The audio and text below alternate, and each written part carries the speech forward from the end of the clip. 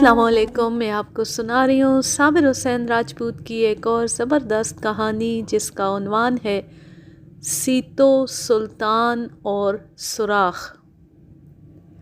पेशतर इसके कि जो वाक़या मुझे याद आ गया है मेरे बूढ़े जहन में ही गुम हो जाए, मैं कलम बंद कर लेना चाहता हूँ। पहले भी आपको कभी बताया था कि याद करने बैठूं तो कुछ भी याद नहीं आता, और कभी यूं होता है कि कोई वाक़या मेरे सामने हो जाता है या कोई आदमी किसी के साथ कोई बात कर रहा होता है तो अचानक अपनी नौजवानी के वक्तों का कोई वाक़या याद आ जाता है। मसलन आजकल आपने देखा है और आपके घरों में भी ऐसे ही होता होगा कि बच्चों के साथ उर्दू बोली जाती है, खुदा हाफिज़ की बजाय बच्चों को टाटा सिखाया जाता है। किसी बच्चे से कहो शुक्रिया तो वो मुंह की तरफ देखने लगता है कि इस बूढ़े ने मालूम नहीं क्या कहा है, शायद बूढ़ा शक्कर मांगता है। आज के बच्चे थैंक यू समझते हैं। मेरी बहुएं और बेटे भी अपने बच्चों के साथ उर्दू बोलते हैं और बच्चे भी उर्दू के आदी हो गए। लेकिन बच्चा कोई भी ज़ुबान बोले उसकी शरारतों का अंदाज़ वही होता है जो स्कीमों बच्चों का होता है। चंद दिन गुजरे, मैं अपने एक बेटे के पास गया हुआ था। उसके बच्चे भी उर्दू बोल चाल के आदी हैं। मेरी बहू ख़ास ख्याल रखती है कि उनके साथ हर कोई उर्दू में बात करे। एक रोज़ उसके दो बच्चों यानी मेरे पोतों ने शरारतों से ज़मीन आसमान एक कर दिया। मेरी बहू ने उन्हें 2-3 मरतबा मना किया और कहा कि बैठ कर खेलो, लेकिन बच्चों ने ऊधमबाजी में कोई फ़र्क ना आने दिया। एक बच्चे की ठोकर से शीशे का एक गिलास टूट गया। मेरी बहू ने बेसख्तगी से और बेख्तियार अपनी मादरी ज़ुबान यानी पोठोहारी में वो गालियाँ दी जो सुनकर मुझे अपनी माँ याद आ गई। वो जो कहते हैं कि बात जो दिल से निकलती है असर रखती है, वो सही साबित हुई। बच्चे शरारतों से बाज आ गए। मैं हंसने लगा तो हंसता ही चला गया। बच्चे दौड़कर मेरे पास आ गए। मेरी हंसी रुकती नहीं थी। बाबा जान, बहू ने मुझसे पूछा, आपको क्या हो गया है? किस बात पर इतनी हंसी आई है? तुम्हारी उर्दू पर हंस रहा हूँ बेटा। उर्दू में इतनी जान कहाँ जो इन जिन्नात पर काबू पा ले। देखी अपनी मादरी ज़ुबान की ताकत। अब बच्चे कम अज़ कम 15 मिनट ना हिलेंगे ना बोलेंगे। बहू ने अपने बच्चों को अपनी मादरी ज़ुबान में दबका कर मुझे मेरी माँ याद दिला दी। वो कभी इस तरह बोला करती थी तो मेरे वालिद साहब भी इधर उधर हो जाया करते थे। मैं आपको ये बता रहा था कि इस तरह की कोई बात हो जाती है तो जहन पलक झपकते पीछे दूर माजी में जा पहुंचता है। पिछले पर्चे हिकायत शुमारा मई सन 1987 में हिंदुस्तान के एक मुसलमान एन साद सदीकी साहब की कहानी सूबेदार और अर्दली पढ़ी।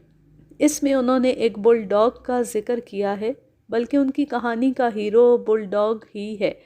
उस कुत्ते की कहानी पढ़ी तो मुझे अपनी शिकारी टीम का बूली याद आ गया है, जिसके मैंने आपको बहुत से कारनामे सुनाए हैं।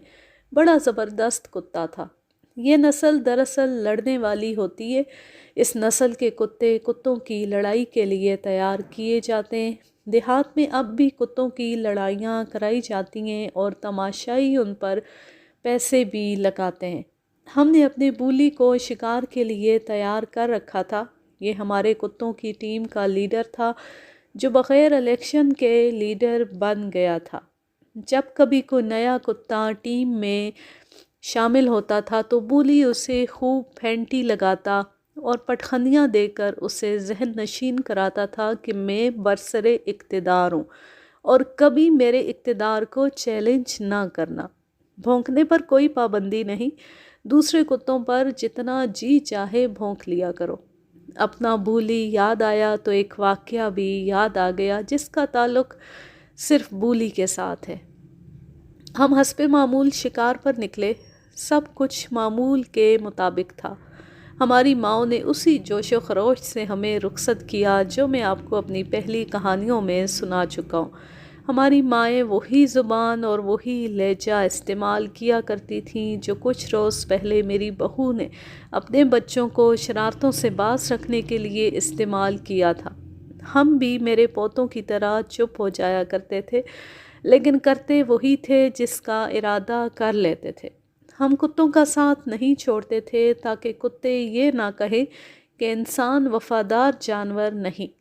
گاؤں سے دور جا کر ہم بھول گئے کہ ہمارے ماں باپ بھی ہیں یا ہمارے پیچھے کوئی رونے والا بھی ہے یا نہیں۔ اس روز ہم نے دور نکل جانے کا ارادہ کیا تھا۔ ہم چلتے گئے، کبھی ہم اتنا نیچے چلے جاتے کہ مٹی کی دیواروں کے سوا کچھ بھی نظر نہ آتا، اور کبھی گھاٹی چڑھ کر اتنی بلندی پر چلے جاتے کہ ہمیں کشمیر کی برف پوش پہاڑیاں بھی نظر آنے لگتی۔ ہم جب اپنے علاقے کی وسعت دیکھا کرتے تھے تو ایسی وسعت ہمارے ذہنوں میں پیدا ہو جاتی تھی اور کچھ ایسی کیفیت طاری ہوتی تھی جو میں الفاظ میں بیان نہیں کر سکتا۔ میں یہ کہہ رہا ہوں کہ ہمارے علاقے کا ایک حسن تھا، لیکن بعض جگہیں ایسی تھیں جہاں جا کر دل میں ہول سا طاری ہو جاتا تھا۔ میں نے چند ایک ایسی جگہوں کی کہانیاں بھی آپ کو سنائی ہیں جن میں ایک کا عنوان رکھ سلیمان کی عشری آپ نے ہی رکھا تھا۔ ہم بھی جہاں جانے کا ارادہ کر کے نکلے تھے وہ جگہ ہم نے پہلے نہیں دیکھی تھی۔ اس طرف سے آنے والے ایک آدمی نے جو ہمارے گاؤں میں ذرا دیر سستانے کے لیے رکا تھا اس جگہ کے بارے میں بتایا تھا۔ وہ کہتا تھا کہ تقریباً نصف میل جگہ گولائی میں گہرائی میں ہے، چاروں طرف مٹی کی اونچی دیواریں ہیں۔ اس نے یہ بھی بتایا تھا کہ اس جگہ کے اندر ٹھیکریاں ہیں جن پر بڑے گھنے درخت اور گھنی جھاڑیاں ہیں۔ وہ بتاتا تھا کہ ان ٹھیکریوں کے نیچے غاریں سی بنی ہوئی ہیں جن میں بارشوں کا پانی جمع ہوتا رہتا ہے، اور اس پانی میں پانی کے سانپ اور بڑے بڑے کچھوے ہوتے ہیں۔ لیکن لڑکوں، وہاں جانے کی بے وقوفی نہ کرنا، وہ انسانوں کے جانے کی جگہ نہیں، وہ شرشرار کی جگہ ہے۔ وہاں سے کوئی جانور بھی نہیں گزرتا۔ اگر کوئی سوار اس طرف جا رہا ہو تو اس کا گھوڑا، ٹٹو یا اونٹ، یعنی جس جانور پر بھی وہ سوار ہو، وہ جانور خود ہی راستہ بدل لیتا ہے۔ سنا ہے کہ وہاں اژدہاؤں کا بھی ایک جوڑا رہتا ہے۔ اژدہا اتنے بڑے ہیں کہ سالم بکری کو نگل لیتے ہیں۔ اس نے 2-3 واقعات بھی سنا ڈالے تھے، لیکن اسے معلوم نہیں تھا کہ ہم سے اور بڑا خطرناک شرشرار اور کوئی نہیں ہو سکتا۔ ہم نے اس سے پہلے ایسی جگہ کا ذکر کبھی نہیں سنا تھا، البتہ جو کہانیاں اس نے سنائی تھیں وہ ہم سینکڑوں مرتبہ سن چکے تھے۔ ہم اس سے پہلے 3 ایسی جگہوں پر جا چکے تھے جہاں ہر کوئی کہتا تھا کہ جن بھوت رہتے ہیں، اور کوئی کہتا تھا چڑیلیں اور ڈائنیں رہتی ہیں۔ ہمیں نہ کوئی چڑیل ملی، نہ ہم نے کوئی ڈائن دیکھی، اور نہ کسی جن کے ساتھ تعارف ہوا۔ اس آدمی نے اس جگہ کی نشاندہی کر کے ہمیں جانے سے منع کیا تھا، لیکن ہم کہتے تھے کہ اس نے ہمیں اکسایا تھا کہ ہم وہاں ضرور جائیں۔ وہ جگہ تقریباً 10 میل دور تھی۔ اس زمانے میں جب ہمارے پاس واحد ٹرانسپورٹ ہماری اپنی ٹانگیں تھیں، 10 میل کا فاصلہ بہت زیادہ سمجھا جاتا تھا۔ دیہاتی راستے، خصوصاً ہمارے علاقے کے راستے، آسان نہیں تھے۔ ہم راستوں کے پابند رہتے ہی نہیں تھے، ہم کھڈ نالوں میں چلنے والے تھے، ہم سیاح نہیں شکاری تھے۔ اس آدمی سے ہم نے سمت اور راستہ معلوم کر لیا تھا۔ 4-5 روز بعد ہم اس طرف چل پڑے۔ ہمارے جانے کا انداز وہی تھا جو میں آپ کو اپنی کہانیوں میں سناتا رہتا ہوں۔ ہماری باتوں کے موضوع وہی تھے جو ہر بار ہوا کرتے تھے۔ ایک دوسرے کے ساتھ ہنسی مذاق اور چھیڑ چھاڑ بھی ویسی تھی۔ ابھی ہم referendum, mid term election, budget, load shedding, دفعہ 144، مارشل لا، جمہوریت جیسے الفاظ سے واقف نہیں تھے۔ زندہ باد اور مردہ آباد کے نعرے بھی ابھی ایجاد نہیں ہوئے تھے۔ دیہات میں ریڈیو، ٹی وی اور VCR بھی نہیں پہنچے تھے، اس لیے ہمارے ذہن صاف ستھرے تھے، ہمارے ضمیر ناگوار بوجھ سے آزاد تھے۔ ہمیں کوئی بات چوری چھپے کرنے کی ضرورت محسوس نہیں ہوتی تھی، ہم کھل کر باتیں کرتے اور کھل کر ہنستے تھے۔ ہم اس خوفناک جگہ کی باتیں کرتے ہوئے بھی ہنس رہے تھے جہاں ہم جا رہے تھے، لیکن اس ہم میں سارے لڑکے شامل نہیں تھے۔ یہ تو ہو نہیں سکتا تھا کہ اس زمانے میں جب دیہات میں تعلیم نہیں پہنچی تھی، دیہاتی لڑکے چڑیلوں، ڈائنوں اور شیر شرار کے وجود سے انکار کرتے۔ ہم صرف 4 نوجوان تھے جو ان کہانیوں سے نہیں ڈرتے تھے جو لوگ سنایا کرتے تھے۔ شیر شرار کو نہ ماننا ہمارا عقیدہ نہیں تھا، نہ میں نے کسی عالم کی کتاب پڑھی تھی۔ فطرت ہی کچھ ایسی تھی کہ خطروں میں جا ٹانگ اڑانے کو جی جاتا تھا۔ 2-3 لڑکے ہمارے ساتھ جا بھی رہے تھے اور ہمیں ڈرا بھی رہے تھے۔ وہ کہتے تھے کہ کسی اور جگہ چلتے ہیں۔ 2-3 لڑکوں نے اپنا فیصلہ سنا دیا تھا کہ وہ اس جگہ سے دور رک جائیں گے۔ میں کہتا تھا کہ میں اژدہا ضرور دیکھوں گا۔ اس زمانے میں بادشاہوں اور شہزادیوں کی کہانیاں سنا کرتے تھے، ان میں اژدہا کا ذکر ضرور ہوتا تھا۔ ایک اژدہا ایسا بھی ہوتا تھا جو دور سے پھونک مار کر آدمی کو جلا ڈالتا تھا، اور اژدہا کی ایک قسم اور بھی تھی، وہ کسی آدمی کو دیکھتا تو سانس اندر کو کھینچتا تھا اور آدمی کھنچا ہوا اس کے منہ میں چلا جاتا تھا۔ معلوم نہیں کہ اژدہاؤں کا یہ جوڑا پھونک مارنے والی نسل سے تھا یا سانس اندر کو کھینچنے والی نسل سے۔ میں سوچتا تھا کہ پہلے کبھی نہیں سنا تھا کہ ہمارے علاقے میں کوئی ایسی جگہ بھی ہے جہاں اژدہا رہتے ہیں۔ ہم نے کم و بیش 6 میل فاصلہ طے کر لیا۔ کتوں کے پٹوں سے ہم نے زنجیریں نکال دی تھیں کہ ذرا گھوم پھر لیں۔ سورج اوپر آ گیا تھا۔ وہاں تک ہم نے کسی شکار پر کتے نہ چھوڑے۔ ہم اسی جگہ جا کر شکار کھیلنے کا ارادہ کیے ہوئے تھے جو ابھی 2 میل اور آگے تھی۔ ہمیں کتوں کی ایسی آوازیں سنائی دیں جیسے کوئی کتا کسی کتے کے پیچھے دوڑ رہا ہو، یا کسی شکاری کے کتے شکار کے پیچھے جا رہے ہوں۔ یہ دور کی آوازیں تھیں جو تیزی سے قریب آ رہی تھیں۔ ہمیں وہ کتے دکھائی نہیں دے رہے تھے کیونکہ وہ جگہ ایسی تھی کہ ایک طرف مٹی کی ٹیکری دور تک چلی گئی تھی جو کہیں دیوار کی طرح، کہیں ڈھلانی اور کہیں کٹی پھٹی تھی۔ آوازیں اس کی دوسری طرف سے آ رہی تھیں۔ ہم ان آوازوں کو پہچانتے تھے۔ ایک سور ٹیکری میں سے نکلا، وہاں ٹیکری کٹی ہوئی تھی۔ سور کے پیچھے 3 کتے دوڑتے نکلے، ہمیں انہی کی آوازیں سنائی دے رہی تھیں۔ سور کی رفتار بہت تیز تھی، کتے اتنے تیز نہیں تھے۔ 2 کتے آگے تقریباً اکٹھے تھے، ان کے پیچھے بولی کتا تھا جو صرف اس لیے دوڑ رہا تھا کہ کتا تھا اور اسے احساس تھا کہ وہ اعلیٰ نسل کا کتا ہے اور اسے اپنے سے کمتر کتوں سے پیچھے نہیں رہنا چاہیے۔ ہم دیکھ رہے تھے کہ اس سے دوڑا نہیں جا رہا تھا۔ وہ دراصل دوڑنے والا کتا تھا ہی نہیں، وہ لڑنے والا کتا تھا۔ اس کا جسم وزنی اور چہرہ چوڑا تھا، اس کا سینہ بھی چوڑا تھا۔ دیکھ کر ہی اندازہ ہوتا تھا کہ طاقتور اور خونخوار کتا ہے۔ وہ شکاری کتوں جتنا تیز دوڑ ہی نہیں سکتا تھا، البتہ کتا دیکھنے کے قابل تھا۔ سور جو ان کے آگے بھاگا جا رہا تھا اسے ہمارے کتوں نے دیکھ لیا تھا۔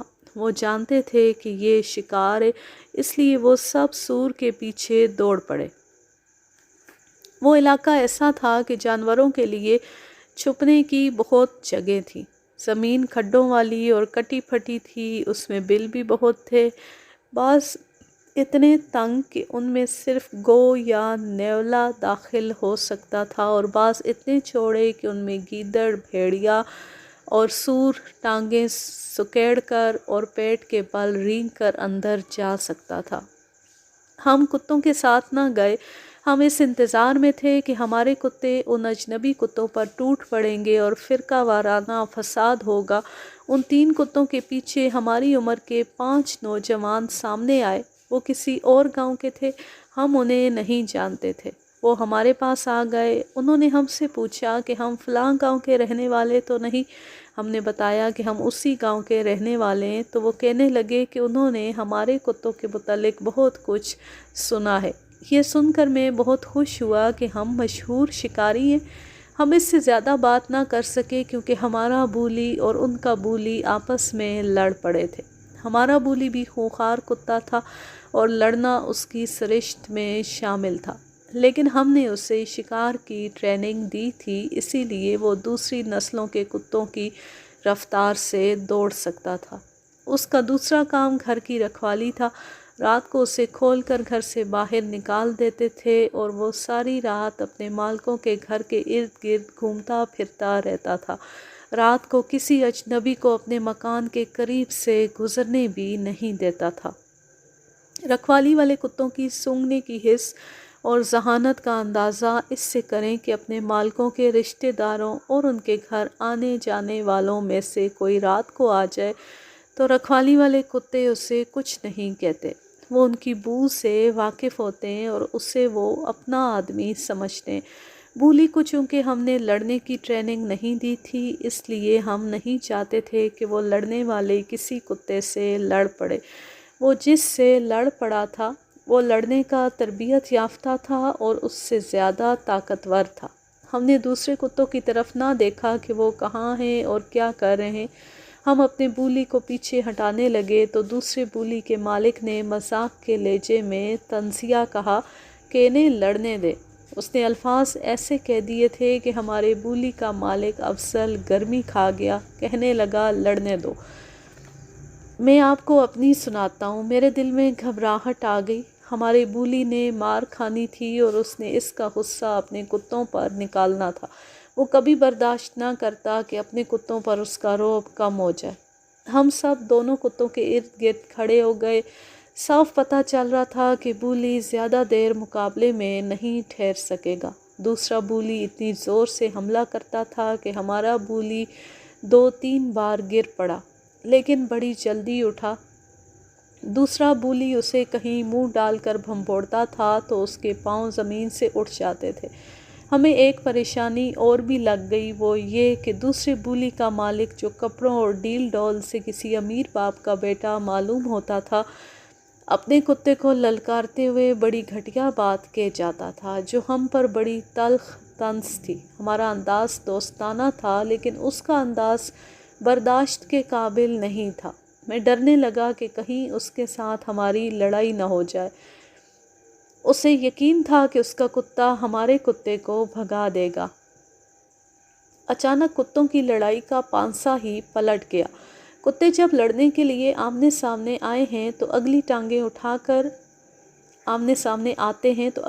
اٹھا کر آدمیوں کی طرح لڑتے ہیں، پھر ٹانگیں نیچے کر کے ایک دوسرے کو منہ ڈالنے کی کوشش کرتے ہیں۔ دوسرے بولی نے ہمارے بولی پر ایک اور حملہ اگلی ٹانگیں اٹھا کر کیا۔ ہمارے بولی نے اپنا مخصوص داؤ استعمال کیا۔ اس نے اچھل کر دوسرے بولی کی شیرگ منہ میں لے لی۔ یہ اس کا خاص انداز تھا، خاص داؤ تھا۔ موقع دیکھ کر وہ اپنے حریف کی گردن اوپر سے منہ میں لے لیا کرتا یا نیچے سے۔ اس نے ایک بھیڑیے کی ایک بار گردن اسی طرح توڑ دی تھی۔ اس نے اپنے سے زیادہ طاقتور اور تجربہ کار لڑاکے کتے کی شیرگ منہ میں لے کر دانتوں میں دبائی تو دوسرا بولی بے بس ہو گیا۔ شیرگ میں دانت اتر جانے کے علاوہ اس کا سانس رک رہا تھا۔ وہ بڑی زور سے تڑپا۔ ہم جانتے تھے کہ اب بولی اسے نہیں چھوڑے گا۔ ہم سب لڑکوں نے اچھلنا کودنا شروع کر دیا اور کچھ بیہودہ پھپتیاں کسیں۔ دوسرے بولی کا مالک غصے میں آ گیا، لیکن وہ اپنے کتے کو گالیاں دے دے کر غصہ نکال رہا تھا۔ اس کے ساتھی بھی اپنے بولی کا مورال بلند کرنے کے لیے اسے للکار رہے تھے۔ وہ پہلو کے بل گرا تو بھی ہمارے بولی نے اسے نہ چھوڑا۔ وہ پیٹھ کے بل ہو گیا۔ ہمارے بولی کے منہ پر پنجے بھی مارے، لیکن ہمارے بولی کے دانتوں کا شکنجہ اتنا کمزور نہیں تھا۔ دوسرے بولی کے منہ سے خراٹے نکلنے لگے اور اس کا تڑپنا بھی کم ہو گیا۔ پکڑو اوئے اپنے کتے کو، اس کے مالک نے رعب سے کہا۔ تم ہی تو کہتے تھے لڑنے دو، اب لڑنے دو۔ افضل نے اسے کہا، ابھی تمہارا کتا مر جائے گا۔ ہمارے ایک دوست موٹر نے کہا، پھر اسے اٹھا کر لے جانا۔ وہ چھچورا اور اوچھا لڑکا تھا۔ اس نے آگے بڑھ کر ہمارے بولی کو زنجیر ماری۔ میں اس کے پیچھے تھا۔ اس نے ہمارے بولی کو مارنے کے لیے ایک بار پھر زنجیر گھمائی۔ جو ہی زنجیر پیچھے آئی میں نے پکڑ لی اور زور سے پیچھے کھینچی۔ وہ بڑا تندرست بلکہ ہٹا کٹا نوجوان تھا۔ میرے جھٹکے سے پیچھے کو گرنے لگا۔ میں نے اسے سہارا دے کر گرنے نہ دیا۔ افضل اور شہباز خان آگے آ گئے۔ اگر اب کتے کو زنجیر ماری تو پتھر مار مار کر تیرے کتے کو مار ڈالیں گے، افضل نے کہا۔ شہباز خان نے اپنی بولی کی پیٹھ تھپ تھپائی اور ہلّا بولی چھوڑنا نہیں کا نعرہ لگایا۔ بولی اور شیر ہو گیا اور اس نے نیچے گرائے ہوئے بولی کو بھنپوڑنا شروع کر دیا۔ اس کا مالک اور مالک کے ساتھی 5 تھے اور ہم 12-13 تھے، اس لیے وہ چپ رہے۔ اچانک ایک اور ہنگامہ شروع ہو گیا جس کے متعلق ہم نے سوچا ہی نہیں تھا۔ ہمارے کتے سور کی تلاش میں لگے ہوئے تھے۔ وہ مایوس ہو کر واپس آ گئے۔ انہوں نے دیکھا کہ ان کا لیڈر ایک کتے کی شیرک منہ میں لیے اسے گرائے ہوئے، تو وہ گرائے ہوئے کتے پر ٹوٹ پڑے۔ وہ اسے شکار سمجھے تھے، یہ ان کی عادت بھی تھی اور ان میں 2-4 کتے خوش آمدی بھی تھے۔ وہ اپنے لیڈر کو خوش کرنے کے لیے دوسرے بولی پر ٹوٹ پڑے تھے۔ اب ہم نے محسوس کیا کہ لڑائی ختم کرا دی جائے۔ وہ ہم نے کرا دی۔ اپنے بولی کو بڑی مشکل سے پیچھے کیا۔ دوسرا بولی اٹھا تو جو اس نے واویلا بپا کیا وہ اس کی مظلومیت اور شکست کا بڑا بلند ثبوت تھا۔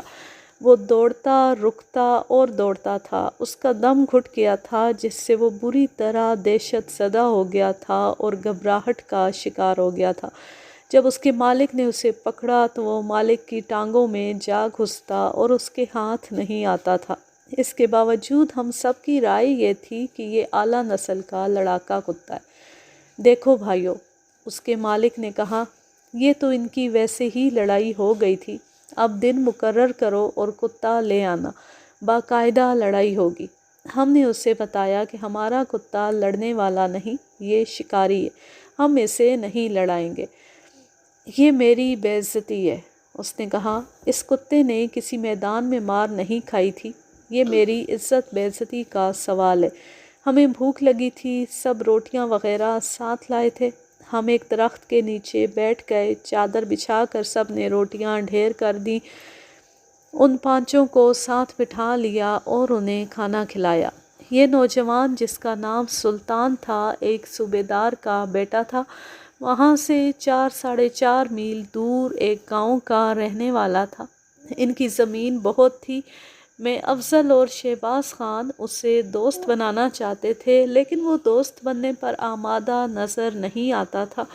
عقل مند تو ہم بھی نہیں تھے لیکن صوبیدار کا یہ سلطان عقل کے معاملے میں تنگ دست تھا۔ وہ ہم پر رعب جمانے کے لیے عجیب احمقانہ باتیں کرتا تھا۔ سلطان جس نسل سے تعلق رکھتا تھا یہ اس زمانے میں ہمارے علاقے میں خاصی تعداد میں پائی جاتی تھی اور یہ جمعداروں جنہیں آج کل نائب صوبیدار کہتے ہیں، صوبیداروں اور صوبیدار میجروں کے گھروں میں پیدا ہوئی اور وہیں پل کر جوان ہوئی تھی۔ صوبیدار اور صوبیدار میجر تو اب بھی بے شمار ہیں لیکن یہ انگریزوں کے وقتوں کے صوبیداروں سے بہت مختلف ہیں۔ انہیں انگریزوں کے زمانے میں سردار کہا کرتے تھے اور اب بھی فوج میں سردار کہلاتے ہیں۔ پاک فوج کے سردار گریجویٹ نہیں تو پڑھے لکھے ضرور ہوتے ہیں اور اپنی اولاد کو زیادہ سے زیادہ تعلیم دلاتے اور انہیں نئے وقت کے سانچے میں ڈھالنے کی کوشش کرتے ہیں۔ لیکن میں جس وقت کی بات کر رہا ہوں اس وقت سردار صاحبان تعلیم کے کورے اور چٹے ان پڑھ ہوتے تھے۔ فوج میں انہیں رومن اردو پڑھائی جاتی تھی۔ بڑی لمبی نوکری کے بعد انہیں سرداری ملتی تھی اور جسے سرداری ملتی تھی وہ اپنے آپ کو انگریزوں کا گھر داماد سمجھنے لگتا تھا۔ اس وقت فوجی ہمیں بتایا کرتے تھے کہ یہ جمعدار صوبیدار اور صوبیدار میجر صاحبان انگریز افسروں کے قدموں میں بچھے رہتے ہیں اور سپاہیوں اور اپنے دیگر ماتحتوں کو اپنے قدموں میں بچھائے رکھتے ہیں۔ خوشامد کو وہ عبادت سمجھتے تھے اور سپاہیوں سے اپنی عبادت کراتے تھے۔ گاؤں میں چھٹی آئے تو گاؤں والوں کو اپنی پلٹن کے سپاہی، لانس نائک اور حوالدار وغیرہ سمجھ لیتے تھے، گردن اکڑا کر بات کرتے تھے۔ یہ سردار صاحبان اپنی اولاد کی تعلیم و تربیت پر ذرا سی بھی توجہ نہیں دیتے تھے۔ بلکہ اپنی طرح انہیں بھی ان پڑھ رکھتے تھے۔ اپنے لڑکوں کو وہ یہ سبق دیتے تھے کہ وہ بنی نوع انسان سے ارفع و اعلیٰ ہیں اور وہ پیدائشی حاکم ہیں۔ ان کے بچے ان کے ساتھ پلٹن کے کوارٹروں میں رہتے تھے، جہاں بچے سپاہیوں کو حقیر سمجھتے اور ان پر حکم چلاتے تھے۔ گاؤں میں آ کر یہ بچے گاؤں کے بچوں کو اپنے مزارے، نوکر چاکر اور حقیر سمجھتے تھے۔ ان کے بچے جوان ہو کر ذہنی لحاظ سے کچھ اور ہی بن جاتے تھے۔ وہ آج کل کی پنجابی فلموں کے ہیرو اور ویلن جیسی حرکتیں کیا کرتے تھے۔ سلطان اسی نسل کا تھا۔ اس کے صوبے دار باپ کو انگریزوں نے نیری علاقے میں ایک مربع زمین بھی دے دی تھی، جس سے باپ کا سر تو اونچا ہونا ہی تھا، بیٹے کا سر اتنا اونچا ہو گیا کہ اس کی کھوپڑی میں جو ذرا سی عقل تھی وہ کشش ثقل کی وجہ سے نیچے ایڑیوں میں آ گئی۔ ہم اسے دوست بنانے کی کوشش کر رہے تھے اور وہ یہ سمجھ رہا تھا کہ اس کا کتا اتفاق سے ہار گیا ہے اور ہم اس کے کتے سے اپنے کتے کو بچانا چاہتے ہیں۔ وہ بار بار کہتا تھا کہ کتوں کی لڑائی کا دن مقرر کرو، کرو یار کرو۔ ہمارے بولی کے مالک افضل نے میرے کندھے پر زور سے ہاتھ مار کر کہا، بولو سلطان، تم ہی کوئی دن بتاؤ۔ اس نے 7-8 روز بعد کا ایک دن بتایا جو ہم نے منظور کر لیا۔ اس زمانے میں کتوں کی لڑائی ایسی ہوتی تھی جیسے آج کل لوگوں میں کرکٹ میچ دیکھنے کا جنون ہے۔ زبانی علاقے میں خبر پھیل جاتی تھی کہ فلاں فلاں کے کتوں کی لڑائی فلاں دن فلاں جگہ ہو رہی ہے۔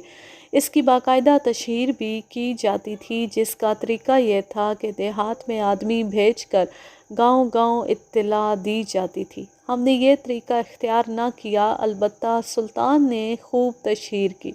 یہ ہمیں لڑائی والے دن لڑائی کے اکھاڑے میں جا کر پتہ چلا۔ سینکڑوں تماشائی اکٹھے ہو چکے تھے اور ڈھول بج رہے تھے۔ ہمارے ساتھ کم و بیش 50 آدمی تھے اور ہم بھی 2 ڈھول ساتھ لے گئے تھے۔ کتوں کی لڑائی میں ڈھول کوئی نئی چیز نہیں تھی، یہ اس وقت لازمی سمجھے جاتے تھے۔ ہم اس دستور کے مطابق اپنے کتے کے ساتھ ڈھول لے گئے تھے، لیکن حقیقت یہ ہے کہ ہم سب ڈرے ہوئے تھے کہ ہمارا بولی پٹ جائے گا۔ میں نے آپ کو بتایا ہے کہ یہ بولی شکار کا عادی ہو چکا تھا، جس سے اس کی لڑنے والی خصلت دب گئی تھی۔ ہم یہ بھی سوچ سوچ کر پریشان ہوتے تھے کہ ہمارا بولی اپنی ٹیم کے کتوں کی پٹائی کر لیتا تھا، کیونکہ وہ اس سے ذرا کمزور تھے۔ خطرہ یہ تھا کہ وہ اپنے جیسے طاقتور کتے کو بھی کمزور سمجھ کر پیٹنے کی کوشش میں پٹ جائے گا۔ تماشائیوں میں جا کر ہمیں پتہ چلا کہ سلطان کا کتا تو بہت ہی مشہور ہے اور اس کے مقابلے میں جو کتا آیا وہ میدان چھوڑ کر بھاگا۔ جب دونوں کتے میدان میں لائے گئے تو ایسے محسوس ہونے لگا جیسے سلطان خود ہمارے کتے سے لڑے گا۔ اس کے کتے کو 2 آدمیوں نے پٹے سے پکڑ رکھا تھا۔ سلطان اس کے آگے آگے چل رہا تھا اور دونوں بازو اوپر کر کے بالکل ویسی ہی بڑکے مار رہا تھا جیسی آپ آج کل پنجابی فلموں میں دیکھا کرتے ہیں۔ آ موسی میدان میں آ جا، یہ وہ نعرہ تھا جو سلطان بار بار لگا رہا تھا۔ یہ نعرہ جانی دشمنی میں اپنے دشمن کو للکارنے کے لیے لگایا جاتا تھا اور لوگ اس نعرے کو بڑا گھٹیا سمجھتے تھے۔ ہماری طرف سے بولی کے ساتھ افضل تھا۔ وہ 2-3 قدم آگے گیا تو شہباز خان دوڑ کر اس کے ساتھ ہو گیا۔ دونوں طرف سے ڈھول جوش و خروش سے بج رہے تھے اور دونوں طرف کے آدمیوں کی للکار بھی بلند ہو رہی تھی۔ کبھی کتوں کی لڑائی میں کتوں والوں کی بھی لڑائی ہو جایا کرتی تھی، ایسی توقع ہمیں بھی تھی۔ اس لیے ہمارے ساتھ اپنے گاؤں اور ساتھ والی 2 ڈھوکوں کے جو آدمی آئے تھے وہ لاٹھیوں اور کلہاڑیوں سے مسلح تھے۔ دونوں کتے آمنے سامنے آئے تو ان کے پٹوں سے زنجیریں اتار لی گئیں۔ اونٹ، ہاتھی، کتے، گھوڑے اور بلی کا حافظہ خاصا تیز ہوتا ہے۔ انہیں واقعات اور چہرے لمبے عرصے تک یاد رہتے ہیں۔ سلطان کے بولی کو صرف 7-8 روز پہلے ہمارے بولی نے اس کی سانس روک کر بے حال کر دیا تھا اور اس پر جو دہشت طاری ہو گئی تھی وہ میں آپ کو سنا چکا ہوں۔ جب دونوں کتے لڑنے پر آئے اور کتوں کو آگے لانے والے میدان سے نکل گئے تو ایک عجیب تماشا دیکھا۔ ہونا تو یہ چاہیے تھا کہ دونوں کتے اگلی ٹانگیں اٹھا کر ایک دوسرے سے گتھم گتھا ہو جاتے، لیکن سلطان کا کتا آہستہ آہستہ پیچھے ہٹنے لگا۔ اس کا مطلب یہ تھا کہ وہ لڑنے کے موڈ میں نہیں، اور اسے یاد ہے کہ ہمارے کتے نے اس کا کیا حشر کیا تھا۔ ہماری بولی نے جست لگا کر اس پر جھپٹا مارا تو سلطان کا بولی بھاگا تو نہیں، لیکن جھپٹے سے بچ کر آہستہ آہستہ ہمارے بولی کے ارد گرد چکر کاٹنے لگا۔ صاف پتہ چلتا تھا کہ وہ ہمارے بولی کے ساتھ عدم جارحیت کے مذاکرات کرنا چاہتا ہے۔ ہمارا بولی ایک ہی جگہ کھڑا گھومتا ہراتا اور اپنے حریف کو دیکھتا رہا۔ ادھر سے سلطان کی للکار سنائی دی، ادھر سے ہمارے کسی دوست نے سلطان کو للکار کر کہا کہ میدان میں آ کر اپنے کتے کو تھپکی دو۔ اتنے میں ہمارے بولی نے سلطان کے بولی پر حملہ کر دیا۔ سلطان کے بولی نے اس حملے سے بچنے کی کوشش کی۔ وہ شاید دفاعی لڑائی لڑنا چاہتا تھا یا ہمارے بولی کے ساتھ کوئی بات کرنا چاہتا تھا، لیکن ہمارا بولی بات چیت کا عادی نہیں تھا۔ سلطان کے بولی کے دل سے ہمارے بولی کی دہشت اتری نہیں تھی۔ آخر وہ بھی لڑنے والا کتا تھا۔ اس نے جب دیکھا کہ صلح صفائی اور سمجھوتے کا کوئی امکان نہیں تو وہ اپنی عزت نفس کی خاطر لڑنے پر آ گیا۔ یہاں سے کتوں کی باقاعدہ لڑائی شروع ہو گئی اور تماشائیوں نے ہاں ہو کا شور و غوغا بلند کرنا شروع کر دیا۔ وہ کتا جوش میں آ ہی گیا۔ اس نے جب ہمارے کتے پر جھپٹا مارا تو ہمارے کتے نے لڑکھنی کھائی اور اٹھا۔ ہمارا تو خون خشک ہو گیا۔ لڑنے والا کتا اتنی جلدی اس طرح گرا نہیں کرتا۔ وہ اٹھا ہی تھا کہ اس کے حریف نے اس کی گردن پر اوپر سے منہ ڈالا اور جب بھنبوڑا تو ہمارے بولی کے پاؤں اکھڑتے صاف نظر آنے لگے۔ میں ذہنی طور پر اپنی بولی کی شکست تسلیم کرنے کے لیے تیار ہو گیا۔ آج کے لیے بس اتنا ہی۔ اب میں لیتی ہوں آپ سے اجازت۔ جا رہے خوش رہیں، شاد و آباد رہیں، ہنستے مسکراتے رہیں، اور اگر یہ کہانی یا میرا انداز پسند آئے تو اس چینل کو سبسکرائب ضرور کر لیں، ویڈیو کو لائک کیجئے، شیئر کیجئے اور اچھا سا کومنٹ کیجئے۔ اللہ حافظ، اللہ نگہبان۔